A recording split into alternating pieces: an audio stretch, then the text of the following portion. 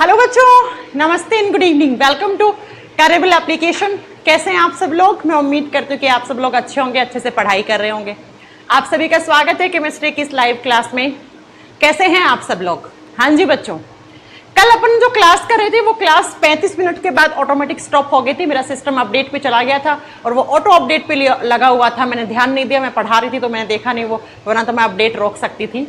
चलिए फिर कल की क्लास को हम आगे लाइव करते हैं। कल हम पढ़ रहे थे मेटल्स के बारे में, धातुओं के बारे में। हमने कौन कौन सी मेटल पढ़ ली थी? तो कल की क्लास में हमने पढ़ा था एल्यूमिनियम के बारे में। एल्यूमिनियम के बाद हमने स्टार्ट किया था आयरन पढ़ना। आयरन के बारे में क्या क्या बातें पढ़ी थी? आयरन, जिसको लैटिन भाषा में हम फेरम कहते हैं, इसलिए इसका सिंबल Fe होता है। मैंने कहा था अर्थ क्रस्ट में एल्यूमिनियम के बाद सबसे ज्यादा जो हमें मेटल मिलती है वो आयरन मिलता है, वो लोहा मिलता है। इसलिए हम कहते हैं भूपर्पटी में दूसरे स्थान पर प्रचुर मात्रा में पाए जाने वाला धातु आयरन होता है। उसके बाद मैंने पढ़ाया था आयरन डी ब्लॉक से बिलोंग करता है। पीरियोडिक टेबल में जो बीच वाला ब्लॉक होता है उसको डी ब्लॉक कहते हैं, डी ब्लॉक से ये आता है।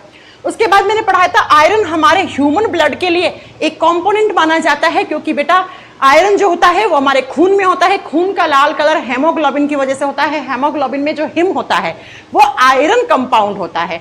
उसके बाद मैंने पढ़ाया हम आयरन को कहां से एक्सट्रैक्ट करते हैं। वो आयरन के ओर बन जाते हैं, वो लोहे के अयस्क बन जाते हैं। जैसे आयरन के कौन कौन से अयस्क होते हैं? Haematite, magnetite, siderite, limonite. और मैंने कहा था आयरन के और फेमस एग्जाम में आ जाते हैं। या तो पूछेगा हेमेटाइट कौन सी धातु का और है, या पूछेगा और है, या पूछेगा आपसे कि लोहे का इनमें से कौन सा एक अयस्क होता है। और मैंने बताया था कि जो हेमेटाइट और मैग्नेटाइट होते हैं इनसे सबसे ज्यादा आयरन निकलता है। इनसे हमें 70 से 80% तक आयरन है वो हम कौन से अयस्कों से प्राप्त करते हैं? हम हेमेटाइट और मैग्नेटाइट और से हम लोहे को प्राप्त करते हैं। उसके बाद मैंने आपको पढ़ाया कि बेटा जो आयरन होता है वो कितने प्रकार का होता है? 3 प्रकार का लोहा होता है। ऐसा लोहा जिसके ऊपर आप बताओगे जो सबसे ज्यादा प्योर माना जाता है, जो सबसे शुद्ध लोहा होता है उसको रोट आयरन कहते हैं, पिटवा लोहा कहते हैं। आयरन की प्योरिटी और इम्प्योरिटी डिपेंड करती है परसेंटेज ऑफ कार्बन। जिस लोहे में जितना ज्यादा कार्बन होगा वो उतना ही ज्यादा इम्प्योर होगा। जिस लोहे में जितना कम कार्बन होगा वो उतना ही ज्यादा प्योर माना जाएगा। तो बेटा जो कास्ट आयरन होता है, ढलवा लोहा होता है, उसमें कार्बन का परसेंटेज 2 से 3% के बीच में होता है। जो पिग आयरन होता है उसमें कार्बन का परसेंटेज कास्ट आयरन से थोड़ा ज्यादा होता है। कितना परसेंट? 3 से 4%। तो यहीं पे आपको समझ में आ गया सबसे अशुद्ध लोहा कौन सा होएगा? Pig iron. पिग आयरन और कास्ट आयरन दोनों को हम बोलते हैं इम्प्योर आयरन, ठीक है। जबकि रोट आयरन में जो कार्बन का परसेंटेज होता है वो 0.1% से नीचे होता है, इसीलिए हम इसको सबसे प्योरेस्ट आयरन कहते हैं, सबसे शुद्ध लोहा कहते हैं। अब हम आगे पढ़ेंगे यहां से। यहीं पर आपकी क्लास रुक गई थी। मैंने कहा था आयरन 2 ऑक्सीडेशन स्टेट में होता है। अगर Fe+2 होता है तो उसे फेरस कहते हैं। Fe+3 में होता है ऑक्सीकरण अवस्था में तो उसको फेरिक कहते हैं। यहीं पर मैं आपको कुछ बातें बता रही थी जहां पर आपकी लाइट कट हो गई थी। जैसे मैंने बताया था, लाइट नहीं, सिस्टम अपडेट हो गया था बेटा। ऑडियो वीडियो सब कुछ क्लियर है, क्लास अच्छे से चल रही है ना? चलो सुनो, फेरिक क्लोराइड FeCl3, ये आयरन का जो कंपाउंड होता है ये कहां काम में लिया जाता है? ये ऐसी मेडिसिन में जो ब्लड को प्यूरिफिकेशन करती हैं, ये ब्लड प्यूरिफिकेशन मेडिसिन में काम लिया जाता है। ब्लड प्यूरिफिकेशन मेडिसिन में काम लिया जाता है। तो हिंदी में लिखोगे रक्त के शुद्धिकरण बनाने वाली दवाइयों में, ब्लड को प्यूरिफाई करने के लिए जो मेडिसिन डॉक्टर्स देते हैं उनमें आयरन का FeCl3 होता है, फेरिक क्लोराइड होता है। तो लिखिए रक्त के शुद्धिकरण की दवाइयों में पाया जाता है। रक्त के शुद्धिकरण की दवाइयों में पाया जाता है, ये दवाइयों में पाया जाता है बच्चों, फेरिक क्लोराइड पाया जाता है, ठीक है। ऐसे ही बच्चों एक और होता है जिससे एग्जाम में क्वेश्चन आता है, वो आता है देखो किससे? FeS2। FeS2 को कहा जाता है आयरन पायराइट। इसे कहा जाता है आयरन पायराइट। हिंदी में सेम नाम है बच्चा, इसको आयरन पायराइट कहा जाता है। इसको आयरन पायराइट का एक दूसरा नाम होता है बच्चों, इसे कहा जाता है मूर्खों का सोना। इसे कहा जाता है फूल्स गोल्ड। क्या कहा जाता है? फूल्स गोल्ड कहा जाता है, मूर्खों का सोना। क्यों कहा जाता है मैम? क्योंकि बेटा इस सोने के अंदर इस लोहे के अंदर सोने जैसी हल्की सी चमक होती है। ये जो आयरन होता है ना, ये मिनरल की फॉर्म में होता है, खनिज की फॉर्म में होता है, और इसमें ऐसा लगेगा कि जैसे सोना है, जैसे सोना के कलर, ये गोल्ड के कलर का होता है। तो मूर्ख लोग बेचारे इस लोहे को सोना समझ लेते हैं। तो एग्जाम में क्वेश्चन आता है, मूर्खों का सोना किसको कहते हैं? आयरन पायराइट को, FeS2 को कहा जाता है। ठीक है, याद रखना ये दोनों क्वेश्चन। तीसरा जो क्वेश्चन बनता है वो बनता है बच्चा, क्या खून बढ़ाने वाली दवाइयों में क्या होता है? खून बढ़ाने वाली दवाइयों में पाया जाता है FeSO4.7H2O, और इसे कहा जाता है ग्रीन विट्रियोल। इसे क्या कहा जाता है? इसे ग्रीन विट्रियोल कहा जाता है। हरा थोथा कहते हैं बेटा हिंदी में।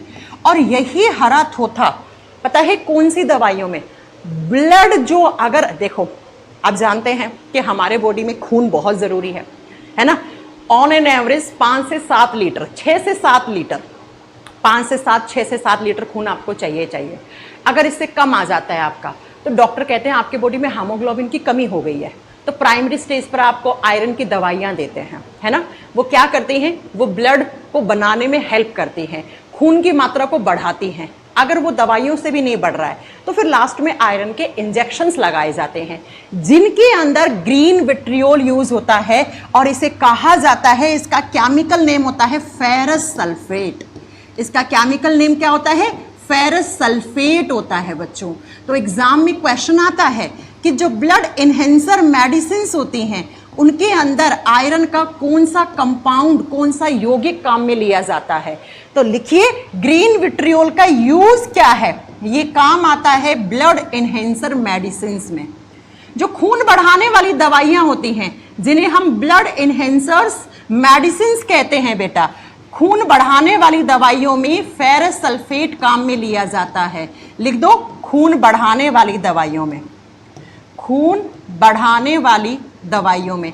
जैसे कोई लड़की प्रेग्नेंट होती है तो प्रेगनेंसी के समय उस माँ को भी खून अच्छा खासा चाहिए, और उस माँ के गर्भ में जो बच्चा पल रहा होता है उसको के अंदर भी खून बनना होता है। तो उस समय डॉक्टर सबसे पहले फोलिक एसिड की टैबलेट शुरू करता है, फोलिएट करके, फोलिएट DTXT ऐसे करके टैबलेट्स आती हैं। उन सबके अंदर यूज होता है फेरस सल्फेट। ये तीनों वनडे एग्जाम में क्वेश्चन आते हैं बेटा। कैसे पूछेगा मैम क्वेश्चन एग्जामिनर? सिंपल सा क्वेश्चन है, खून को साफ करने वाली दवाइयों में क्या पाया जाता है? फेरिक क्लोराइड पाया जाता है। मूर्खों का सोना किसको कहते हैं? आयरन पायराइट को। क्यों? क्योंकि इसका रंग सोने जैसा होता है, हल्की से इसमें चमक होती है, तो मूर्ख लोगों को लगता है ये सोना है, लेकिन सोना नहीं है, ये लोहा है बेटा। आपसे पूछे खून बढ़ाने वाली या हीमोग्लोबिन बढ़ाने वाली दवाइयों में क्या पाया जाता है? ग्रीन विट्रियोल, हरा थोथा पाया जाता है बेटा, फेरस सल्फेट पाया जाता है। ये तीनों कंपाउंड्स आयरन के हैं, तीनों आपको याद रखने हैं। ठीक है, चलो अब बात करते हैं बेटा नेक्स्ट पॉइंट। लोहे के ऊपर जंग लग जाता है ना, लोहे के ऊपर रस्टिंग हो जाती है, जिसको रस्टिंग या कोरोजन कहते हैं हम। कैसे लग जाती है? एग्जाम में क्वेश्चन आते हैं, जंग लगना क्या होता है, कैसा प्रोसेस होता है, जब जंग लगता है तो क्या क्या बदलाव आते हैं लोहे के अंदर। सबसे पहले आपको पता होना चाहिए जंग लगता कैसे है बेटा। जब आयरन को क्या मिल जाती है? एयर। एयर कैसी? ह्यूमिड एयर, नमी वाली हवा मिल जाती है। ह्यूमिड का मतलब होता है नमी, एयर का मतलब होता है हवा। अब ह्यूमिड एयर में क्या क्या होगा? नमी वाली हवा में क्या क्या होगा? हवा में ऑक्सीजन होगा, हाँ जी मैम। साथ में क्या मिल जाएगा इसे? वाटर मिल जाएगा, क्योंकि हवा कैसी है? नम है बेटा। तो नम हवा में पानी मिल गया। और जैसे ही लोहे को ह्यूमिड एयर मिली, यानी नमी वाली हवा मिली, तो लोहे को क्या क्या मिल गया? यहां से मिल गया, देखो आयरन को साथ में क्या मिल गया? ऑक्सीजन, और साथ में क्या मिल गया? H2O, पानी मिल गया। जैसे ही लोहे को पानी और ऑक्सीजन मिला तो लोहे की हो जाती है बेटा रस्टिंग, लोहे के ऊपर जंग लग जाता है। और ये जंग लगता है तो इस जंग का फॉर्मूला क्या होता है? तो यहां से बनता है बेटा Fe2O3.XH2O। ये जंग का केमिकल फॉर्मूला होता है बेटा। ये क्या होता है? ये जंग का केमिकल फॉर्मूला होता है बच्चों। इसी को बोलते हैं रस्टिंग ऑफ आयरन। इसको क्या बोलते हैं? रस्टिंग कहते हैं, जंग लगना कहते हैं बेटा। जंग लग जाती है लोहे के ऊपर। अब लोहे के ऊपर जंग कैसे लगी? तो लोहे ने जो हवा थी उस हवा में ऑक्सीजन के साथ अभिक्रिया कर ली और उस नमी हवा के अंदर जो वाटर ड्रॉपलेट्स थी, जो पानी की बूंदी थी, H2O मिल गया, तो यहां से लोहे के ऊपर जंग लग गया, कोरोजन हो गया लोहे का, रस्टिंग हो गई बच्चों। अब जब लोहे के ऊपर जंग लगता है तो क्या हो जाता है? क्या क्या बदलाव आते हैं जो एग्जाम में क्वेश्चन बनते हैं वो ऐसे बनेंगे। सुनिए जरा कैसे बनेंगे। सबसे पहला, जब रस्टिंग होती है, बहुत ध्यान से समझना, जब रस्टिंग होती है, जंग लगता है, तो क्या क्या होता है? जंग लगने पर होता क्या क्या है बेटा? जंग लगने पर क्या क्या बदलाव आते हैं? सबसे पहला, लोहे के ऊपर ऑक्साइड लेयर बन जाता है। ऑक्सीजन मिला तो लोहे को जैसे ही ऑक्सीजन मिला ऑक्साइड लेयर बन गई। देखो ना, Fe2O3 क्या है? ऑक्साइड लेयर है, ऑक्सीजन की लेयर है, किसके ऊपर? आयरन के ऊपर। तो याद रखिएगा, जब जंग लगता है तो लोहे के ऊपर ऑक्साइड लेयर बन जाती है। किसकी परत चढ़ जाती है? ऑक्साइड परत चढ़ जाती है, राइट। इसका मतलब जब ऑक्साइड परत चढ़ी है तो इस लोहे के ऊपर क्या हुआ? कौन सी केमिकल रिएक्शन हुई? ऑक्सीडेशन। यहां पर ऑक्साइड लेयर चढ़ा है, इसका मतलब जंग लगना कैसी अभिक्रिया है?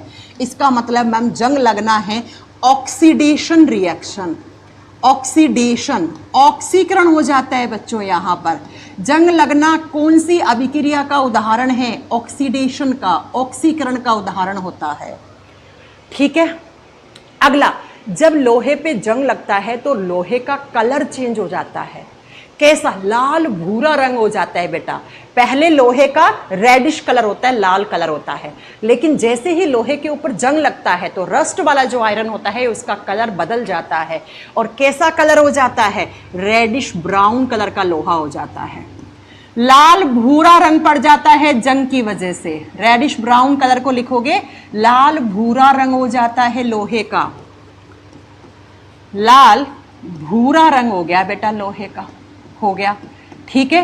नेक्स्ट बच्चों, जब जंग लगता है तो आयरन का वेट इंक्रीज होता है, वजन बढ़ता है लोहे का, क्योंकि लोहे के ऊपर ऑक्साइड की लेयर आ गई है तो वजन बढ़ेगा।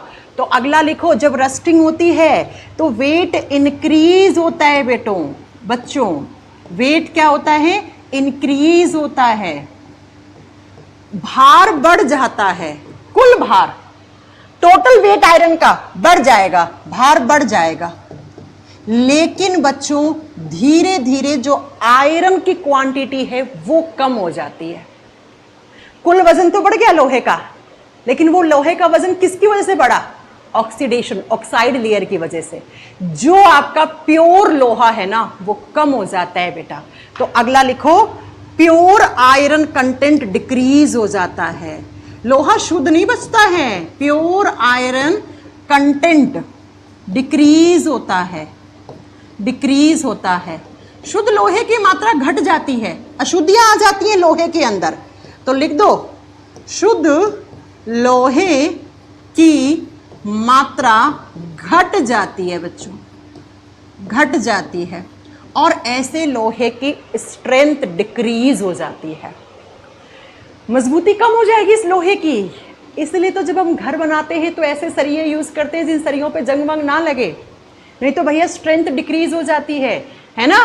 तो अगला लिखना, जब रस्टिंग होती है तो बच्चों लोहे की स्ट्रेंथ, उसकी मजबूती घट जाती है, स्ट्रेंथ डिक्रीज हो जाएगी, लोहे की मजबूती घट जाएगी। ये सारे एग्जाम में क्वेश्चन आते हैं, मजबूती क्या हो जाती है? घट जाती है या कम हो जाती है बेटो।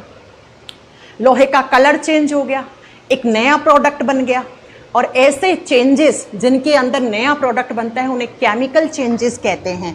तो लोहे पे जंग लगना किसका एग्जाम्पल है? एक केमिकल चेंज का एग्जाम्पल है बेटा। यह एक रासायनिक बदलाव है बच्चों। ऐसे बदलाव जहां पर एक नया प्रोडक्ट बन जाता है रिएक्शन होके, तो उसे हम केमिकल चेंज कहते हैं। तो आप बताओ यहाँ पे नया प्रोडक्ट बना या नहीं बना? बन गया मैम।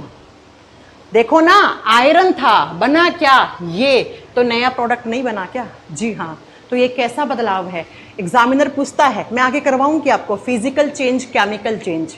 वहां पे केमिकल चेंज में एक उदाहरण दूंगी, रस्टिंग ऑफ आयरन।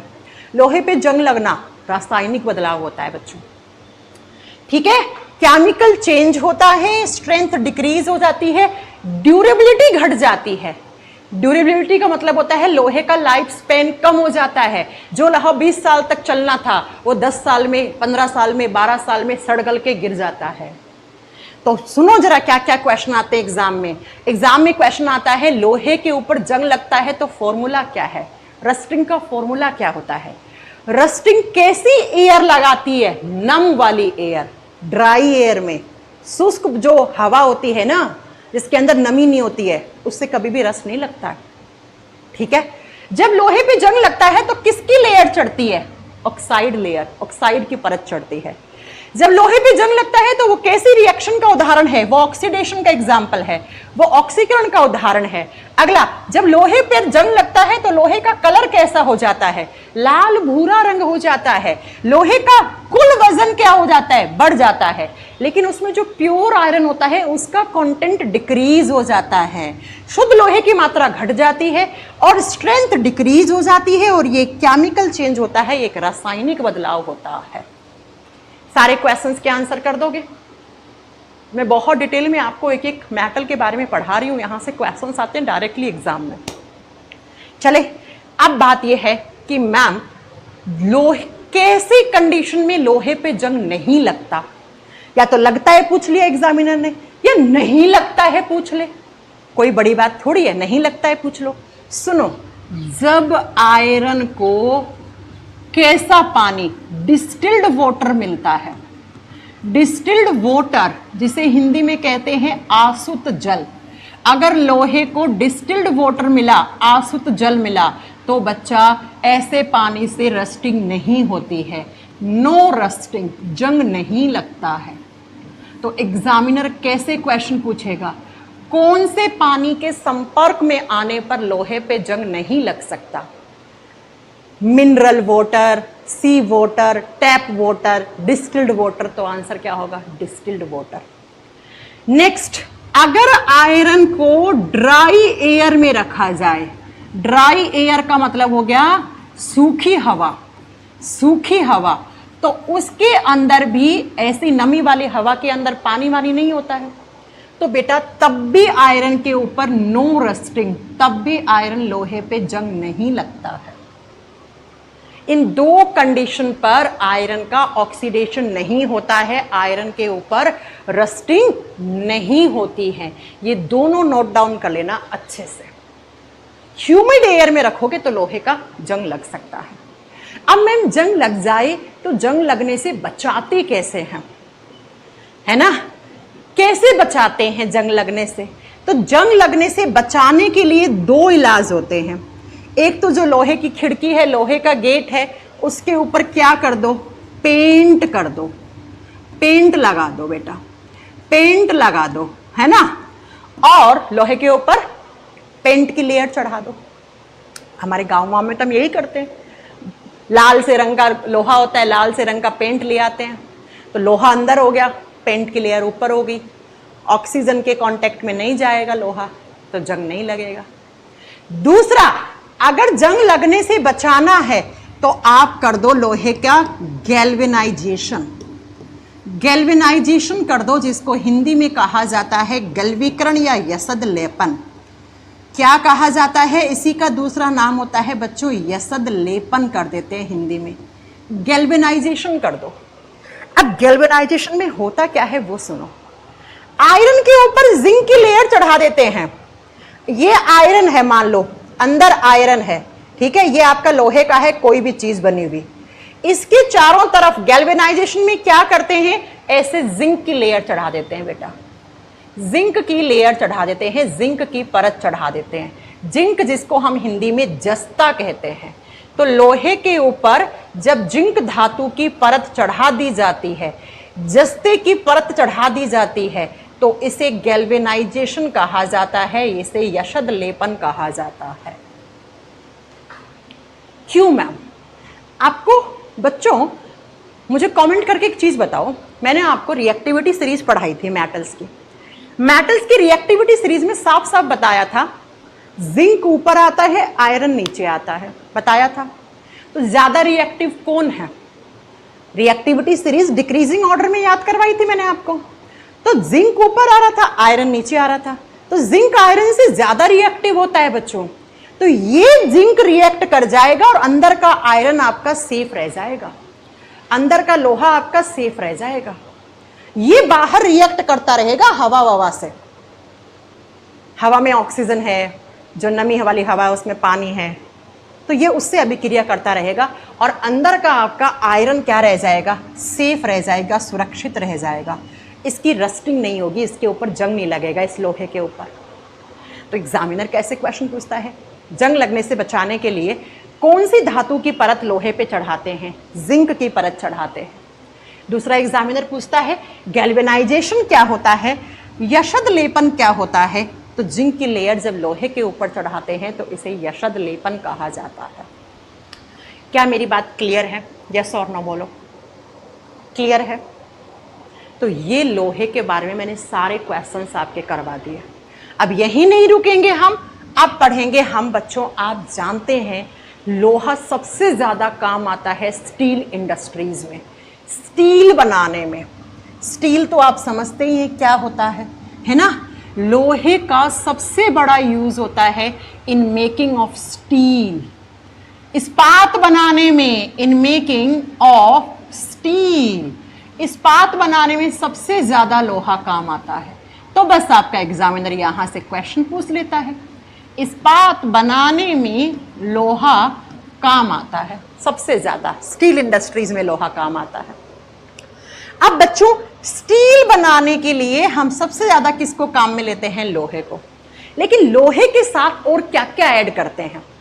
एक तो बच्चों ये डिपेंड करता है आपको कैसा स्टील बनाना है।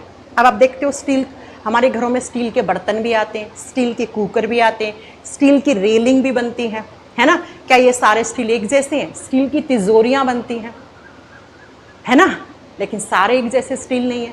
तो वो डिपेंड करता है आपको स्टील को काम में कहाँ लेना है। मैं आपको इन जनरल बता देती हूँ, स्टील बनाने के लिए लोहा तो चाहिए चाहिए, साथ में स्टील बनाने के लिए लोहे के साथ ऐड करते हैं कार्बन। क्या ऐड करते हैं आयरन के साथ? कार्बन। और साथ में यूज में लेते हैं अदर मेटल्स, अन्य धातु काम में लेते हैं। और बच्चों देखो, लोहा एक धातु है, कार्बन एक अधातु है, अदर मेटल्स में भी मेटल हो गए। और मैंने आपको बहुत अच्छे से पढ़ाया था, जब मेटल्स और नॉन मेटल का आप मिक्सचर तैयार करते हो तो उसे अलॉय कहते हैं, उसे मिश्र धातु कहते हैं। तो स्टील एक अलॉय होता है, एक मिश्र धातु होती है, मेटल नहीं होती है स्टील। स्टील कोई धातु नहीं है, स्टील तो एक मिक्सचर बनाया गया है, एक अलॉय बनाया गया, एक मिश्र धातु बनाया गया है। और किस किस का मिश्र धातु है स्टील? लोहे के अंदर कार्बन और अन्य धातु। अन्य धातुओं में जैसे निकिल ऐड करते हैं, ठीक है, जैसे क्रोमियम ऐड किया जाता है, जैसे कोबाल्ट ऐड किया जाता है, जैसे आप बताओगे बेटा, और वेनेडियम यूज कर लेते हैं, वेनेडियम, ठीक है। ऐसे बहुत सारी, जैसे कॉपर भी कभी कभार किसी अलॉय में कॉपर भी काम आ जाता है, कोबाल्ट काम आ जाता है, टंगस्टन काम आ जाता है, टंगस्टन काम आ जाता है। तो ये अन्य धातुओं में लाई जाती है स्टील बनाने के लिए लोहे के साथ। अब जो टंगस्टन से बनेगा वो सबसे हार्ड बनेगा, ठीक है। अब सुनो मेरी बात को ध्यान से। एग्जामिनर क्वेश्चन पूछता है स्टील बनाने में लोहे के साथ कार्बन क्यों मिलाते हैं? ये कार्बन क्यों मिलाया? ये कार्बन देता है स्टील को मजबूती। ये क्या देता है? कार्बन देता है हार्डनेस। हार्डनेस बढ़ाता है, हार्डनेस बढ़ाने का काम करता है, कठोर बनाता है स्टील को। तो कार्बन क्यों ऐड करते हैं? लिखवा दूं मैं आपको। इट इंक्रीजेस, पूरा ही लिख लो आप, इट इंक्रीजेस, कार्बन के बारे में लिखना है बेटा, it increases hardness of steel, hardness of steel, carbon इस्पात की कठोरता को बढ़ाने के लिए मिलाया जाता है। लिख दीजिए, कार्बन इस्पात की कठोरता बढ़ाता है, कठोर बनाता है उसे, कठोरता बढ़ाता है। तो ये सारी मेटल्स, कार्बन एक नॉन मेटल है, इनका मिक्सचर बनाया, मिक्सचर बनाने से अलग अलग टाइप के, देखो यहाँ पे मेटल्स को चेंज करते जाओगे, कार्बन और लोहा सेम रखा, इसके साथ मेटल निकिल डाला तो निकिल स्टील कहलाता है, मैंगनीज डाला तो मैंगनीज स्टील कहलाता है, टंगस्टन डाला तो टंगस्टन स्टील कहलाता है ना। तो प्यारे बच्चों, कार्बन को मिलाया जाता है स्टील को हार्ड बनाने के लिए, कठोर बनाने के लिए, ठीक है। ऐसे ही मैंने आपको एक अलॉय पढ़ाया था, मुझे बताइए, मैंने कहा था एक अलॉय होता है, उसको बोलते हैं स्टेनलेस स्टील।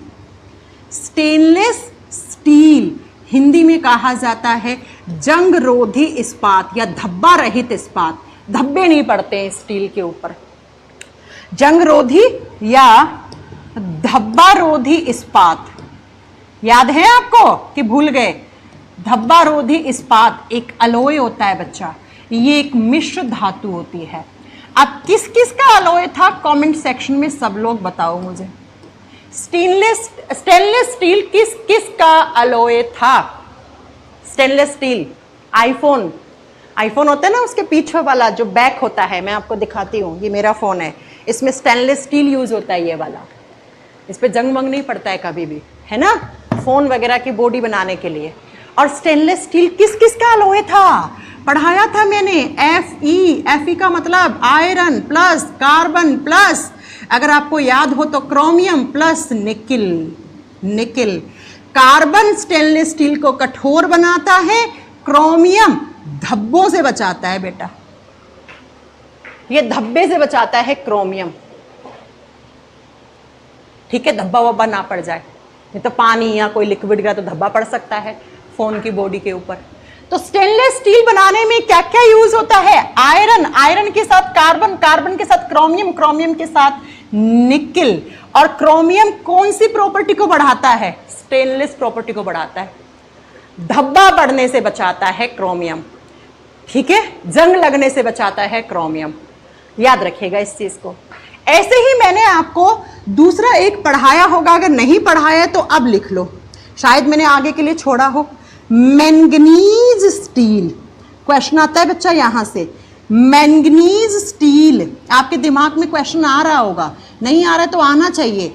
रेल की पटरियां कौन से लोहे की बनी हुई होती हैं? मैंगनीज स्टील की बनी हुई होती हैं बेटा। अब आप कहोगे मैम रेल की पटरी स्टील की, अरे भैया स्टील भी तो किससे बना है? आयरन से बना है, लोहे से बना है। मैंगनीज स्टील जो होता है वो हार्ड होता है बेटा। अब इसमें क्या क्या यूज होता है? इसमें आयरन तो यूज हो गई, साथ में एम एन सिंबल होता है मैंगनीज का, और साथ में कार्बन डाल देते हो, कार्बन कठोर बना देगा, है ना, मैंगनीज कठोर बना देगा। तो जब आयरन को मैंगनीज और मैंगनीज धातु और कार्बन अधातु के साथ मिलाकर एक अलॉय बनाया जाता है, इसे मैंगनीज स्टील कहा जाता है। और बच्चों मैं आपको बता दूं, ये one of the hardest steel होता है बच्चों, ये हार्ड होता है, ये कठोर होता है। और यही मैंगनीज स्टील का यूज क्या क्या है? रेलवे ट्रैक बनाने में, रेलगाड़ी बनाने में, ट्रेन बनाने में, ट्रेन का फाटक बनाने में, हमारे घरों में जो तिजोरियां आती हैं वो तिजोरियां इसकी बनती हैं, ड्रिल मशीन इसकी बनती हैं, जो हैवी मशीन्स होती हैं कट करने वाली वो इसी की बनती हैं। तो आप लिख सकते हो, आपको जो जो लिखने हैं वो लिख लो, तिजोरी बनाने में। अब तिजोरी का इंग्लिश क्या होता है मुझे नहीं पता है, तिजोरी बनाने में, रेलवे ट्रैक बनाने में, हाँ रेल की पटरी लिख लेना बेटा, रेलवे ट्रैक बनाने में। अगला लिखो, नेक्स्ट लिखो, आप लिख सकते हो ड्रिल मशीन, ड्रिल तो जानते हो ना, ड्रिल मशीन हो गया। जो कटिंग करने वाली जो हैवी मशीन्स आती है ना बेटा, जो कट कर देती हैं बाकी की मेटल्स को, उन सबके अंदर क्या काम में आता है? उन सबके अंदर मैंगनीज स्टील काम में लिया जाता है। आई बात समझ में? तिजोरियां मजबूत होती हैं, तिजोरियों के अंदर लोग अपना सोना रखते हैं, अपने पैसे रखते हैं, अपने डॉक्यूमेंट्स रखते हैं सेफ रखने के लिए। आजकल तो चोर आते हैं, तिजोरी को उठा के ले जाते हैं, ऐसा का ऐसा। ठीक है, रेलवे ट्रैक, रेलवे के जो क्रॉसिंग्स होते हैं, फाटक होते हैं, वो ट्रेन बनाने में, इन सब को बनाने में अगर कोई भी स्टील यूज होता है तो वो कौन सा स्टील? वो मैंगनीज स्टील काम में लिया जाता है, one of the hardest steel. ठीक है, चलो एक और होता है जो आयरन से बनता है, इसको बोलते हैं एल्निको। एल्निको शॉर्ट फॉर्म में याद कर सकते हो, नाम से क्लियर है। एल का मतलब एल्यूमिनियम, एल्यूमिनियम। Ni का मतलब निकिल। CO किसका सिंबल होता है? कोबाल्ट का। और आयरन तो रहेगा ही रहेगा बेटा, आयरन तो रहेगा ही, आयरन का अलॉय है। जब इन चारों धातुओं को मिक्स करते हैं तो हमें एक अलॉय मिलता है और इस अलॉय को एल्निको कहा जाता है। एल्निको, एल्यूमिनियम, निकिल, कोबाल्ट और आयरन तो होगा ही होगा। और पता है इससे क्या बनता है? परमानेंट मैग्नेट, चुंबक। चुंबक होती है ना, वो इसी से बनाई जाती है। और ये एसएससी सीजीएल में पूछा हुआ क्वेश्चन है। परमानेंट मैग्नेट, परमानेंट मैग्नेट कौन से अलॉय से बनाई जाती है? कौन सी मिश्र धातु से बनाई जाती है? तो लिख देना स्थायी चुंबक बनाने में बेटा। स्थायी चुंबक एल्निको अलॉय से बनती है, एल्निको अलॉय से मिलती है, बनती है। एल्यूमिनियम, निकिल, कोबाल्ट, आयरन तो होगा ही होगा, आयरन तो होगा ही होगा। ठीक है, चले आगे। ये तीनों से एग्जाम में पूछ जाते हैं। अब मुझे ये बताओ, इस स्लाइड से आपको एक बात पता लगी होगी। क्या बात पता लगी होगी? कि स्टील को जब कठोर बनाना है तो कार्बन डालना है। अब कार्बन के परसेंटेज के आधार पर 3 प्रकार का मार्केट में स्टील आता है। सुनिए जरा, on the basis of carbon percentage there are 3 types of steel. एक हार्ड स्टील, एक माइल्ड, माइल्ड का मतलब हार्ड से थोड़ा सा सॉफ्ट, और एक आता है बिल्कुल सॉफ्ट स्टील, एक आता है बिल्कुल सॉफ्ट स्टील। ठीक है, तो लिखिए there are 3 types of steel. यहां से क्वेश्चन पूछता है एग्जामिनर, बताती हूं क्या पूछता है। There are 3 types of steel. इस्पात 3 प्रकार का होता है बेटा, इस्पात 3 प्रकार का होता है, 3 प्रकार का होता है। कौन कौन सा इस्पात होता है बेटा? कल क्लास हुई थी, किसने बोला क्लास नहीं हुई थी? लेकिन शायद 35 मिनट की क्लास हुई थी ओनली। ठीक है राजेश जी, मैम आप इंदौर सेमिनार में जा रही हैं क्या? हाँ बेटा, अभी तो 99.99% में कैरियरवेल के इंदौर सेमिनार में जा रही हूँ मैं। 27 तारीख का सेमिनार है, मैं 26 तारीख की फ्लाइट पकड़ के निकल जाऊंगी यहाँ से। इंदौर के रहने वाले हो क्या? कोई भी मिल सकते हो 27 जून को मेरे से। अभी तक तो हाल फिलहाल में यही प्लान है। चलिए सुनिए, 3 प्रकार का स्टील होता है। किसके परसेंटेज के आधार पर? कार्बन के परसेंटेज। जिस स्टील में कार्बन का परसेंटेज थोड़ा ज्यादा होगा वो हार्ड होगा, जिस स्टील में कार्बन का परसेंटेज कम ऐड करोगे तो वो सॉफ्ट हो जाएगा। अब डिपेंड करता है वो स्टील कहाँ काम में लेना है। ठीक है, चलिए आइए। क्या पहला होता है, उसको बोलते हैं हार्ड स्टील। हार्ड स्टील, कठोर इस्पात, कठोर इस्पात। दूसरा होता है बच्चा mild steel, mild steel, mild steel. देखो माइल्ड का मतलब होता है कठोर से थोड़ा कम कठोर, माइल्ड का मतलब होता है हल्का, हल्का इस्पात।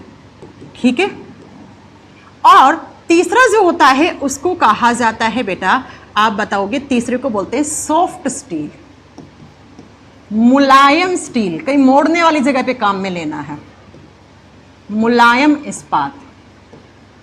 अब मैंने कहा ना यूज कैसा है, कहाँ यूज लेना है, उसके आधार पे बनाना होता है स्टील फैक्ट्रीज को।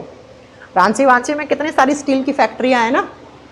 चलो सुनो, हार्ड स्टील में कार्बन का परसेंटेज 1 से 1.5% तक कार्बन डलता है बेटा। 1 से 1.5% के बीच में कार्बन हार्ड स्टील बना देता है।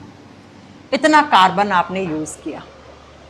माइल्ड स्टील में काम में लेते हैं 0.3 से 0.7% तक, 0.3 से 0.7%।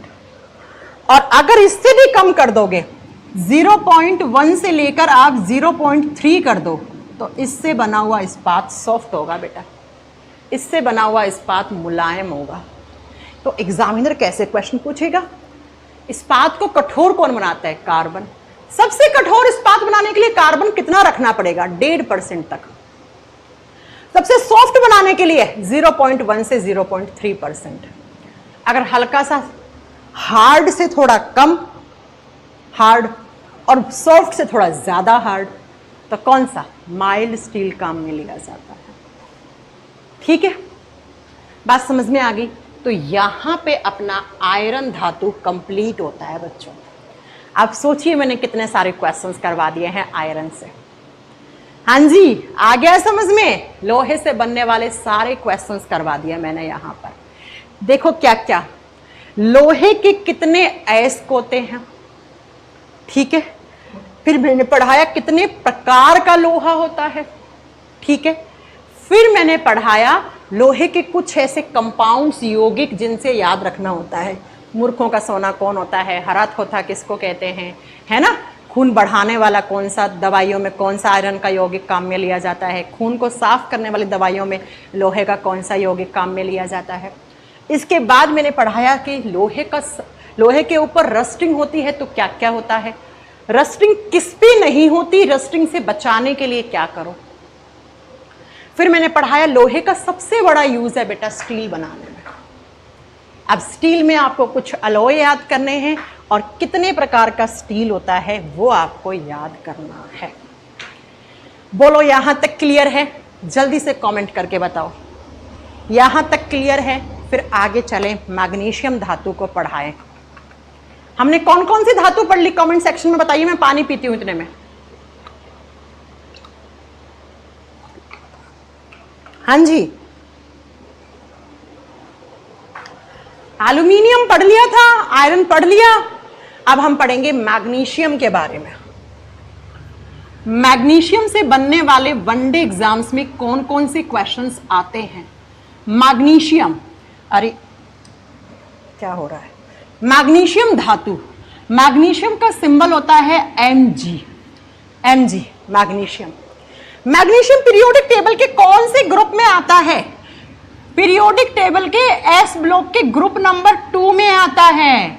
ग्रुप नंबर 2 को याद किया होगा। बेटा मांगे कार स्कूटर बाप रोए, बेटा मांगे मांगे से Mg फॉर मैग्नीशियम। समूह नंबर 2 में आता है, इसका मतलब इसकी वैलेंसी, इसकी संयोजकता कितनी होनी चाहिए? +2, इसलिए Mg के ऊपर +2 लिखा हुआ होता है। मैग्नीशियम धातु की संयोजकता +2 होती है, 2 इलेक्ट्रॉन डोनेट कर देता है आउटर शेल के, बाहरी कक्षा के 2 इलेक्ट्रॉनों को त्याग करके अपने ऊपर कैटायन फॉर्म कर लेता है। 2 कैटायन जो बनाते हैं उनको इलेक्ट्रोपॉजिटिव एलिमेंट्स कहते हैं। इलेक्ट्रोपॉजिटिव एलिमेंट्स ही मेटल्स होती हैं, धातुएं होती हैं। इस मैग्नीशियम के बारे में जब हम बात करते हैं तो मैग्नीशियम ग्रुप नंबर 2 में आता है और ग्रुप नंबर 2 को कहा जाता है alkali earth metals. Alkali earth metals, क्षारीय मृदा धातु। समूह नंबर 2 में जितने भी मेटल्स आती हैं उनको क्षारीय मृदा धातु कहा जाता है, एल्कली अर्थ मेटल्स कहा जाता है। तो एग्जामिनर दे दे एल्यूमिनियम, है ना, पोटेशियम, सोडियम, सीजियम, मैग्नीशियम में कौन सा एल्कली अर्थ मेटल है? मैग्नीशियम। ठीक है, चलो मैम इसको एल्कली अर्थ मेटल, अर्थ से मिलती है भैया। एल्कली मतलब इसका ऑक्साइड बेसिक नेचर का होता है, क्षारीय प्रकृति का होता है। भाई 5 बार पढ़ा चुकी हूं राहुल जी।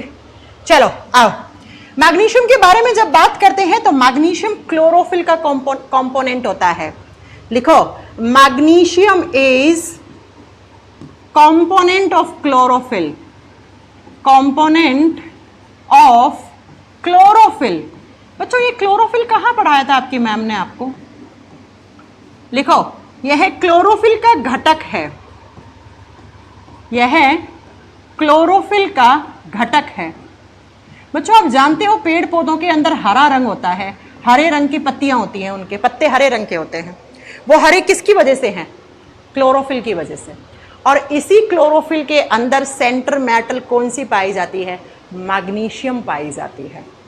तो अगर किसी प्लांट में मैग्नीशियम की कमी हो जाए, अगर पेड़ पौधों में मैग्नीशियम धातु की कमी हो जाए, डिक्रीज हो जाए, कमी हो जाए, तो बेटा एक बीमारी हो जाती है, इसको एल्बिनिज्म कहा जाता है।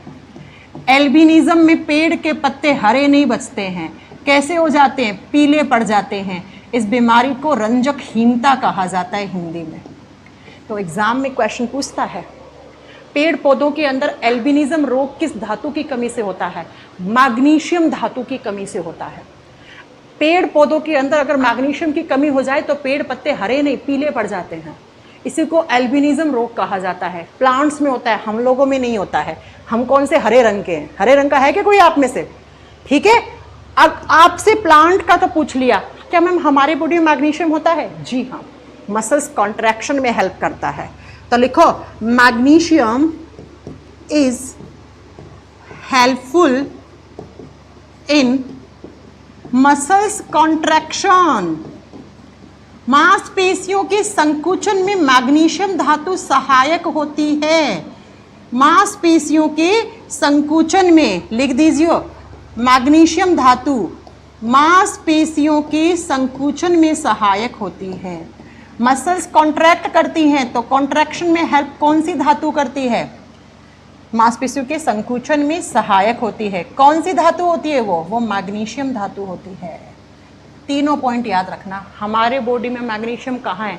हमारी मसल्स में, हमारी मांसपेशियों में है। मांसपेशियों के अंदर क्या करती है? जब कॉन्ट्रैक्शन होता है तो उसको बढ़ाने का काम करती हैं। मसल्स कॉन्ट्रैक्ट करती है, रिलैक्स करती हैं, जिसकी वजह से मूवमेंट होती है।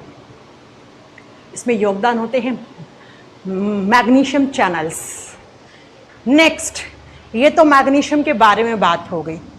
अब बात करते हैं मैग्नीशियम से और कैसे कैसे क्वेश्चन आते हैं। सबसे पहला, मैग्नीशियम धातु को किस किस अयस्क से आप प्राप्त कर सकते हो? मैग्नीशियम धातु के और कौन कौन से होते हैं? कौन कौन से अयस्क हैं? जैसे लोहे के कौन कौन से थे बच्चों? Haematite, magnetite, haematite, magnetite, limonite, siderite. से मरकरी का सीना बार होता है, यूरेनियम का पिच ब्लेंड होता है। ऐसे और आपको याद होने चाहिए बेटा, ठीक है। ऐसे ही मैग्नीशियम धातु को कौन कौन से और से प्राप्त करते हैं? पहला जो और होता है उसको बोलते हैं मैग्नेसाइट। नाम से क्लियर है, कोई मेहनत नहीं लगेगी इसे याद करने में। मैग्नीशियम मैग्नेसाइट, ठीक है मैम, कर लेंगे। दूसरा मैग्नीशियम धातु का होता है और डोलोमाइट, ठीक है मैम, कर लेंगे बेटा, आते हैं एग्जाम में क्वेश्चन। डोलोमाइट कौन सी धातु का अयस्क है? ठीक है। और तीसरा होता है, उसे बोलते हैं सेरुसाइट या कैरुकाइट, जैसे भी बोलो आप, ठीक है, जैसे भी प्रोनाउंस करो। प्रोनाउंसिएशन का स्पेलिंग के कोई नंबर नहीं होते हैं, ना कटते ना बढ़ते हैं, ठीक है। सेरुकाइट, डोलोमाइट एंड मैग्नेसाइट, जिसके एंड में टी लग रहा है। वैसे तो हेमेटाइट में भी लगता है टी, ठीक है, लेकिन थोड़ा सा याद करना पड़ेगा। मैग्नेसाइट याद करना आसान है, डोलोमाइट याद करना आसान है। डोलो एक दवाई आती है ना, बुखार होती है तब लेते हैं, ऐसे याद कर लो। देखो 2 क्वेश्चन याद हो जाएंगे। एक ट्रिक बताती हूँ। बुखार होती है, हाथ पाँव में दर्द होते हैं, हाथ पाँव अकड़ जाते हैं, क्योंकि हाथ पाँव की मसल्स में अकड़न हो जाती है। अब मसल्स अकड़न करने के लिए मसल्स को क्या चाहिए? कॉन्ट्रैक्ट करने के लिए मैग्नीशियम। इसका मतलब जब बुखार होती है तो आप क्या खाते हो? मांसपेशियों में अकड़न होती है तो क्या खाते हो? डोलो खाते हो, दवाई खाते हो। और डोलोमाइट किसका और बन गया? मैग्नीशियम का, ठीक है। चलिए नेक्स्ट बेटा, अगला, ये 3 अयस्क हैं जहां से। अब अयस्क क्या होते हैं? राजेंद्र प्रसाद जी आप पूछ रहे हो मैम अयस्क क्या होता है? बेटा ऐसे मिनरल्स जहां से हम बहुत चीपली, बहुत प्रॉफिट कमा के बहुत आसान तरीके से, सस्ते तरीके से, कम पैसा लगा के कॉमर्शियल पर्पस के लिए किसी मेटल को एक्सट्रैक्ट करते हैं, ऐसे मिनरल्स, ऐसे खनिज को और कहा जाता है, एस्क कहा जाता है। ठीक है राजेंद्र जी, पिछली क्लासेस नहीं करी हैं क्या आपने? भाई क्लासेस तुम लोग रेगुलर रखा करो, ठीक है। मैंने बोल रखा है थर्सडे फ्राइडे सैटरडे में क्लासेस लूंगी केमिस्ट्री की, वीक में 3, टोटल 45, 46, 47, 50 क्लास तक आपका केमिस्ट्री का सिलेबस खत्म हो जाता है। हाँ, ये हो सकता है कि अब नेक्स्ट वीक में, क्योंकि मैं इंदौर गई, मैं वैसे मेरा 90% कन्फर्म है इंदौर जाना, तो आपकी एक दिन की क्लास डिस्टर्ब हो सकती है आपकी, है ना, तो उसको अगले दिन कंटिन्यू करेंगे, कोई बात नहीं है। नहीं तो अपनी नहीं गई तो फिर कोई प्रॉब्लम ही नहीं है। चलो आप नेक्स्ट बच्चा, एक क्वेश्चन आता है, मैग्नीशियम धातु को जब आप हवा में रखते हो तो मैग्नीशियम धातु का जो रिबन होता है वो जलना शुरू हो जाता है, क्यों? सुनिए जरा, क्या क्वेश्चन आता है। जो मैग्नीशियम धातु का रिबन होता है, मैग्नीशियम रिबन, हिंदी में सेम है, मैग्नीशियम धातु का जो रिबन होता है, फीता, फीता, ठीक है, इसको आप एयर में रखते हो। एयर का मतलब हवा, हवा में क्या होता है? ऑक्सीजन होता है। ऑक्सीजन का एक भैया नेचर होता है, आग लगाती है ऑक्सीजन, ठीक है। तो कैसे? इस मैग्नीशियम रिबन के अंदर मैग्नीशियम है, तो हवा के अंदर ऑक्सीजन है, और जैसे ही हवा के अंदर ऑक्सीजन है, ये ऑक्सीजन मैग्नीशियम धातु के साथ रिएक्ट कर जाएगा। और याद होगा मैंने पढ़ाया था रिएक्टिविटी सीरीज में, मैग्नीशियम तो ऊपर आता है, तो हवा से तो रिएक्ट बहुत जल्दी कर जाएगा। जी हाँ, और हवा से अभिक्रिया करके बना लेता है मैग्नीशियम ऑक्साइड। क्या बना लेता है? मैग्नीशियम ऑक्साइड बना लेता है। इसीलिए एग्जामिनर क्वेश्चन पूछता है, मैग्नीशियम धातु का फीता रिबन हवा में जलना क्यों शुरू हो जाता है? क्योंकि मैग्नीशियम ऑक्साइड बन जाता है, और ये क्या कर देता है? मैग्नीशियम के रिबन को बर्न कर देता है, जला देता है। तो मैग्नीशियम के रिबन को ऐसे हवा में रखोगे तो कुछ देर के बाद जल जाएगा वो। और पता है कैसा जलेगा? ये सफ़ेद रंग का जलेगा, बहुत अच्छा लगता है। यूट्यूब पे वीडियो है, देख लेना। मैग्नीशियम ऑक्साइड सफ़ेद और चमक, सफ़ेद चमक सी निकलती है, ब्राइट सा, है ना, white and bright light emit करता है। ये सफ़ेद और चमकीले रंग में ये जल जाता है। तो एग्जामिनर का क्वेश्चन सीजीएल में पूछा हुआ, ग्रुप डी में पूछा हुआ क्वेश्चन, क्या पूछा ग्रुप डी में और सीजीएल में? कौन सी धातु के रिबन को हवा के संपर्क में लाते ही वो जलना शुरू कर देती है? दैट इज मैग्नीशियम धातु। क्यों? क्योंकि हवा में ऑक्सीजन है और मैग्नीशियम ऑक्साइड बना देता है, जो सफ़ेद चमकीले रंग में चमकता है, और वो जला देता है थोड़ी देर के बाद। ठीक है। और बच्चों सुनो, यही मैग्नीशियम ऑक्साइड जो होता है ना, सुनिए ज़रा, दूसरे पॉइंट पर लिखना, यही मैग्नीशियम ऑक्साइड, अब फुल फॉर्म लिखनी है क्या? चलो इंग्लिश में लिख देती हूँ, हिंदी में नहीं लिखती हूँ। मैग्नीशियम ऑक्साइड का एक नेचर होता है, एक प्रॉपर्टी होती है बेटा, ये बहुत अधिक तापमान को सह लेता है। हाँ, ये उच्च तापमान का शोषण कर लेता है। ये हाई टेम्परेचर टॉलरेंस होती है इसके अंदर। इसीलिए इसी मैग्नीशियम ऑक्साइड को पता है कहाँ पे काम में लिया जाता है? ब्रिक फर्नेसेस में, ईंट बनाने वाली भट्टी।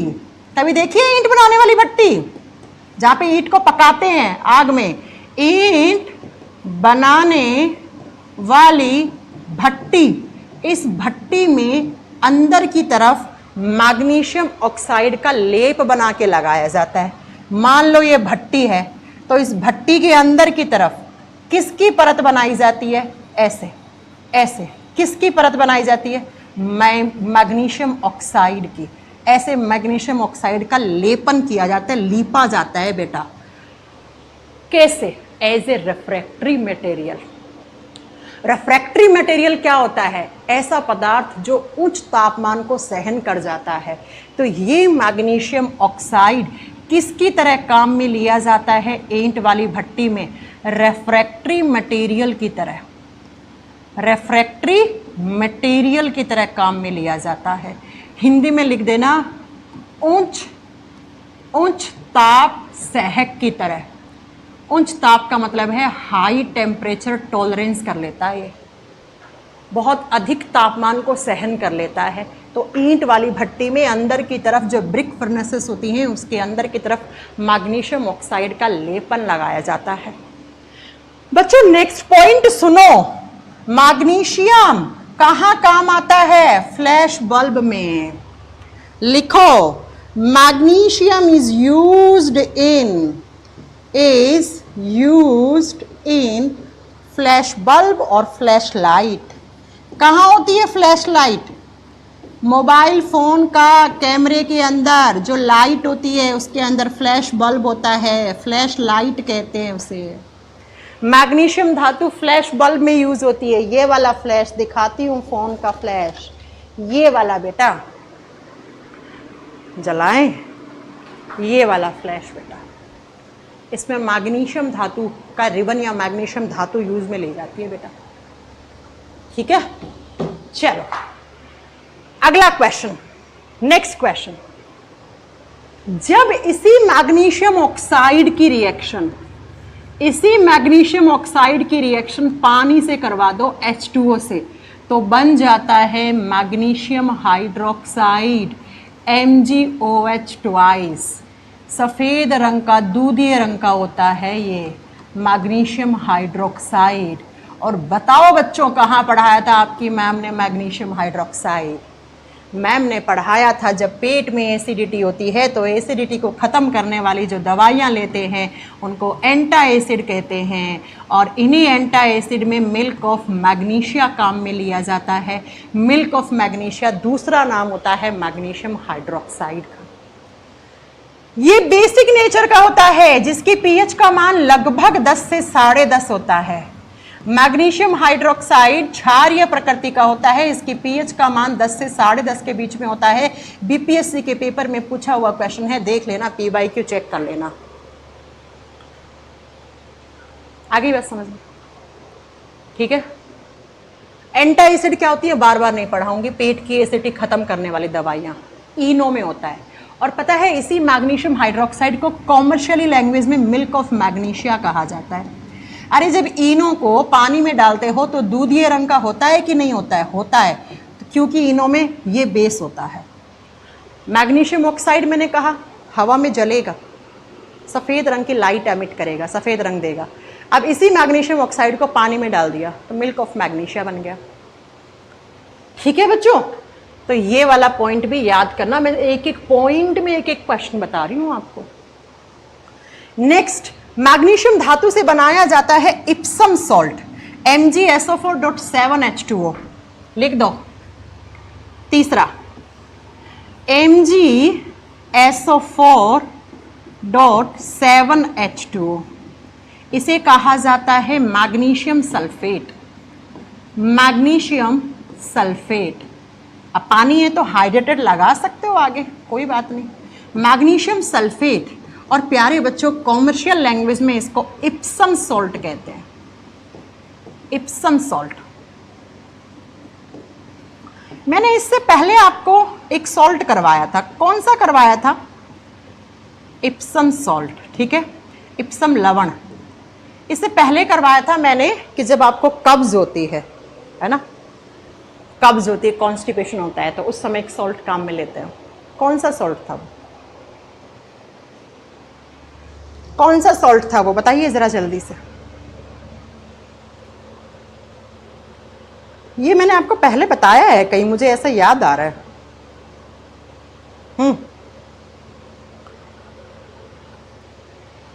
ठीक है बच्चों, तो ठीक है, ऐसे ही ये सॉल्ट भी काम में लिया जाता है। दस्त वस्त लग जाते हैं तब दवाइयाँ आती है ना डायरिया वगैरह को रोकने के लिए, उन दवाइयों में काम में लिया जाता है।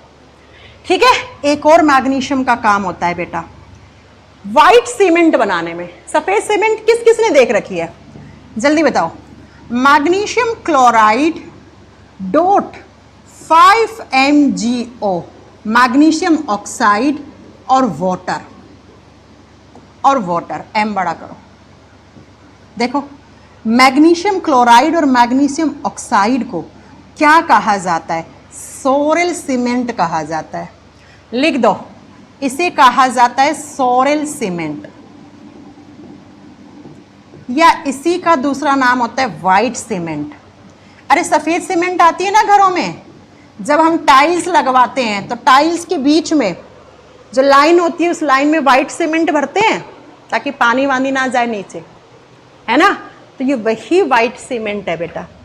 मैग्नीशियम क्लोराइड मैग्नीशियम ऑक्साइड को जब पानी के साथ मिक्स करते हो तो इसे सोरेल सीमेंट कहा जाता है, या इसी को सफ़ेद सीमेंट कहते हैं बच्चों। वाइट सीमेंट, सफ़ेद सीमेंट। तो एग्जामिनर पूछ ले सफ़ेद सीमेंट बनाने में कौन सी धातु का कौन सा कंपाउंड यूज में लिया जाता है, कैसे पूछ सकता है एग्जामिनर, है ना। तो ये आपको पता होना चाहिए। तो ये है आपकी मैग्नीशियम मेटल, मैग्नीशियम धातु। मैग्नीशियम से बनने वाले क्वेश्चंस देख लीजिए। मैग्नीशियम कहाँ आती है, कौन से ग्रुप में आती है, वैलेंसी कितनी है, एटॉमिक नंबर 12 होता है, ठीक है। मैग्नीशियम के कौन कौन से अयस्क होते हैं, ये मैग्नीशियम का रिबन हवा में क्यों जलता है, क्या बना देता है, किस रंग की चमक देता है, मैग्नीशियम ऑक्साइड कहाँ काम आता है, किस मटेरियल की तरह, मैग्नीशियम जो हमारे मोबाइल का फ्लैश बल्ब होता है, फ्लैश लाइट होती है, उसमें क्या काम में लिया जाता है। आपसे एग्जामिनर पूछ सकता है मिल्क ऑफ मैग्नीशिया या मैग्नीशियम हाइड्रोक्साइड क्या होता है, कहाँ काम आता है, क्या फॉर्मूला है, क्या पीएच है, किस नेचर का होता है। मैग्नीशियम सल्फेट क्या काम करता है, इप्सम सोल्ट बोलते हैं इसको, डायरिया के लिए दवा। डायरिया क्या होता है, उल्टी दस्त लग गए, उसे डायरिया कहते हैं, उसके उपचार में काम में लिया जाता है। और मैग्नीशियम क्लोराइड और मैग्नीशियम ऑक्साइड को सफ़ेद सीमेंट बनाने में काम में लिया जाता है। तो ये आज की क्लास में हमने आयरन कंप्लीट कर लिया। देखो आयरन कंप्लीट हो गया, एल्यूमिनियम कंप्लीट हो गया, कैल्शियम कंप्लीट हो गया, कैल्शियम हो गया ना, और मैग्नीशियम कंप्लीट हो गया, ठीक है। अब देखो मैं कौन कौन सी मेटल और पढ़ाऊंगी, सोना, चांदी, मरकरी, कॉपर, है ना, ये बची हैं आप, ठीक है बच्चों। फिर कुछ वन लाइनर फैक्ट्स लिखवाऊंगी धातुओं के बारे में, और फिर नॉन मेटल्स, ठीक है। तो ये अपनी आज की क्लास थी। अब आज की क्लास में, यहाँ तक की क्लास में कोई भी डाउट हो आपसे, आप मेरे से पूछ सकते हैं बच्चों।